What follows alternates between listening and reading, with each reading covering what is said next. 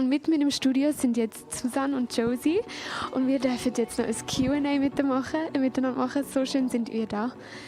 Mir fällt gerade auf, dass ich Hochdeutsch reden muss. In dem Moment. Ich wechsle wieder auf Hochdeutsch, auf jeden Fall. Die erste Frage wäre erstmal, vielleicht haben Leute jetzt ein bisschen später eingeschaltet. Kannst du die Message in einem Satz zusammenfassen von heute Morgen? Ja, genau. Also es geht darum, wir können erst Zeugen sein für Jesus, wenn das Wunder der Liebe unser Herz erreicht hat und daraus ein Erlebnis wird, also wir das im Alltag erleben, dann können wir Zeugen sein und das braucht es wirklich jetzt in dieser Zeit, wo so viele Angst haben und auch durcheinander sind. Und wenn ich jetzt das Gefühl habe, oh, ich kann erst Zeuge sein, wenn ich Gottes Liebe erlebt habe, vielleicht löst es bei Leuten jetzt Druck aus. Vielleicht sagen sie, hey, du hast ja von der Liebessprache noch geredet. Was ist, wenn ich das Gefühl habe, Gott spricht meine Liebessprache nicht, ich habe seine Liebe noch nicht erlebt, kann ich dann trotzdem Zeuge sein oder was muss da noch passieren? Ich habe halt einfach persönlich gemerkt, es macht so einen riesen Unterschied, wenn ich das selber erlebe. Ich habe als Teenagerin gesehen, wie die Augen der Menschen geleuchtet haben, die von Jesus erzählt haben, weil sie etwas mit ihm erlebt haben. Das hat mir gefällt, obwohl ich mich schon mit 6 Jahren für Jesus entschieden habe.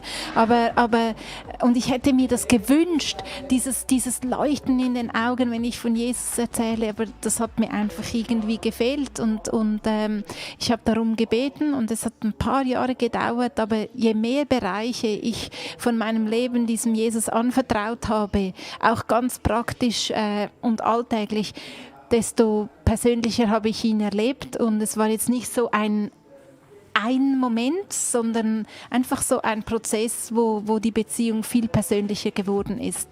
Wenn du sagst, dass du auch ganz praktisch Bereiche von deinem Leben Gott abgegeben hast und er wird dann immer mehr König in deinem Leben, oder? Aber wie sieht es konkret aus? Wie macht man das? Wie kann ich mir das vorstellen, dass ich sage, ich will mehr von Gott, ich will ihn jetzt erleben und seine Liebe erleben und dafür eben diese Bereiche abgeben? Wie macht man das? Ja, also ein Erlebnis, das ich gerade ganz konkret weiß, ist zum Beispiel mit Beten. Ich habe einfach immer meine Worte formuliert und habe das Gefühl gehabt, ich bin hier unten, er ist hier oben. Irgendwie bete ich und es kommt an, das habe ich geglaubt, aber es war nie ein Gegenüber. Und Bereich abgeben musste ich dort, wo ich mich öffnen musste, ganz konkret für meine Vorstellungskraft oder für meine Fantasie, dass Jesus auch durch meine Fantasie zu mir sprechen möchte. Das war für mich ein No-Go, man darf sich kein Bild machen, also das geht gar nicht. Aber als ich in diesen Bereich abgegeben habe und gesagt habe, okay, ich vertraue dir, dass da nichts schief läuft, da wurde es auf einmal so viel persönlicher. Das ist nur ein Bereich, wo ich meine Vorstellung, wie etwas sein muss, einfach abgegeben habe, zum Beispiel im Austausch mit ihm. Ja, und das kann man dann für andere Bereiche dann auch machen. Ja. Das ist natürlich bei jedem dann Ja. anders. Ich habe noch eine Frage an dich, Josie, und zwar hast du von einem persönlichen Erlebnis mit Jesus erzählt. Du hast dieses Herzbrennen gehabt, du warst im Worship, du hast dein ganzes Leben eigentlich jetzt in die Schweiz gezogen aufgrund von dem. Und dann hast du noch gesagt, du hast es gestern auch gemacht. Wir können uns aufschreiben, was wir mit Jesus dieses Jahr noch erleben wollen. Und jetzt ist meine Frage, ist es dann so ein Wunschkonzert? Also kann ich einfach sagen, hey, ich möchte das erleben? Und was passiert, wenn ich das nicht erlebe? Oder gibt es einen Rahmen, was für Erlebnisse okay sind, mir aufzuschreiben? Genau. Also ich kann nur das erzählen, wie ich das mache. Und zwar habe ich gestern Abend eben einfach mein Handy aufgemacht und die Frage aufgeschrieben. Und für mich ist Gott einfach ein Vater.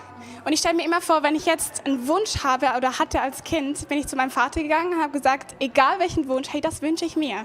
Das ist mein Herzenswunsch. Und ich mache das genau gleich bei Gott. Weil ich glaube, er ist ein Vater, wo es liebt, alle Wünsche, wo wir haben, zu hören. Dass die Ehrlichkeit da ist. Und ja, ich habe auch aufgeschrieben, eben spazieren gehen, Kaffee trinken mit ihm.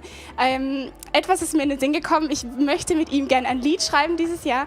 Keine Ahnung, ob das funktioniert oder nicht, aber ich merke, hey, ich möchte groß träumen mit meinem Gott und ich möchte das machen. Und ich glaube, wenn du noch gesagt hast, was ist, wenn ich das nicht erlebe? Ich habe mir wie mal das Statement gesetzt, dass Gott immer da ist. Er spricht in der Bibel, hey, ich verlasse dich nicht. Und das habe ich mir mal aufgeschrieben und weiß, egal wo ich bin, er ist mit mir, ob ich ihn spüre oder nicht. Und deswegen glaube ich, jedes Erlebnis, wo wir haben, ob ich ihn mehr spüre, ob er mir gerade einen Gedanke gibt oder nicht, er ist da. Und ich glaube, die Zeit, merke ich einfach jedes Mal, ist so schön für mich, weil ich selber auch zur Ruhe komme, weil ich mich wieder fokussieren kann, weil ich wieder was lesen kann. Und genau, so mache ich das. Du hast jetzt Dinge aufgeschrieben, die du ein Stück weit auch steuern kannst. Du kannst dir Zeit nehmen, so mit ihm spazieren, du kannst dir Zeit nehmen, so mit ihm Kaffee trinken oder ein Lied schreiben.